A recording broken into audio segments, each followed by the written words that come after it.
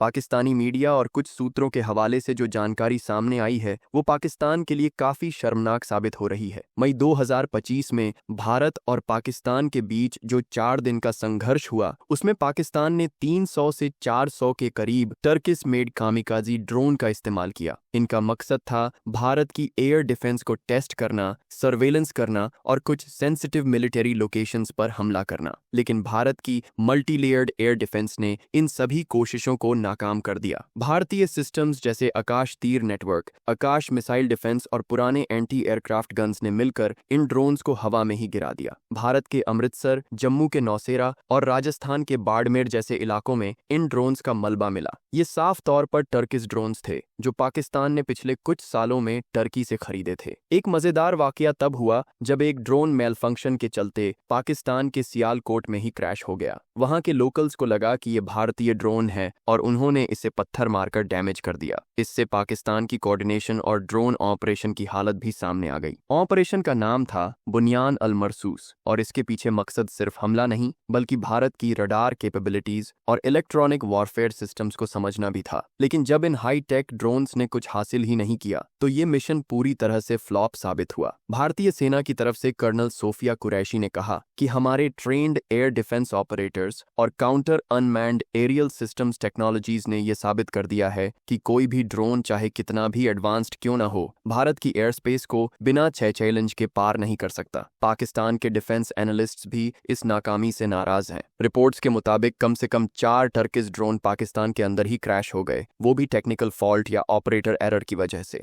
Turkish drones जैसे Songar जो swarm tactics में एक्सपर्ट माने जाते हैं और मिनी मिसाइल से लैस होते हैं, वो भी इंडिया के रडार और जैमिंग सिस्टम्स के आगे टिक नहीं पाए। बैरख्तर TB2 जैसे ड्रोन्स जो यूक्रेन और नागोर्नो काराबाख जैसे कॉन्फ्लिक्ट्स में इफेक्टिव माने जाते थे, वो भी यहाँ पर काफी कमजोर साबित हुए। पाकिस्तान के पास टर्किश ड्रोन्स की जो लिमिटेड स्टॉक थी वो अब लगभग खत्म हो चुकी है। इन ड्रोन्स को टर्की और चाइना से लिया गया था क्योंकि पाकिस्तान खुद इनको मास प्रोड्यूस नहीं कर सकता। पाकिस्तान के डिफेंस ऑर्गेनाइजेशंस ने टर्की के साथ मिलकर लाइसेंस्ड प्रोडक्शन की बात जरूर की है, लेकिन फिलहाल प्रोडक्शन कैपेसिटी बहुत कम है। इसलिए अब पाकिस्तान फिर से टर्की से नए ड्रोन्स खरीदने की प्लानिंग कर रहा है, लेकिन ये खरीदारी आसान नहीं है। पाकिस्तान की आर्थिक हालत खराब है, फॉरेन एक्सचेंज रिजर्व्स घट रहे हैं और इन्फ्लेशन बढ़ रहा है। ऐसे में इतने महंगे ड्रोन्स खरीदना और फिर उनके मेंटेनेंस और ऑपरेटर ट्रेनिंग पर खर्च करना आसान नहीं होगा। एक और दिक्कत ये है कि चाइना से जो ड्रोन्स लिए गए थे जैसे विंग लॉन्ग 2 और CH4, उन्होंने भी अच्छा परफॉर्म नहीं किया। जीपीस फेलियर्स, रडार इश्यूज और टारगेटिंग एरर्स जैसे कई प्रॉब्लम्स सामने आए। टर्की की ड्रोन इंडस्ट्री को भी इससे झटका लगा है। एनालिस्ट्स जैसे माइकल रूबिन ने साफ कहा है कि बैरख्तर TB2 जैसे drones modern air defence systems के सामने बेअसर हैं और जो देश इन पर भरोसा कर रहे हैं वो शायद करोड़ों डॉलर वेस्ट कर रहे हैं। इससे टर्की की इंटरनेशनल ड्रोन मार्केट में पकड़ कमजोर हो सकती है, खासकर जब इजराइल और अमेरिका जैसी कंट्रीज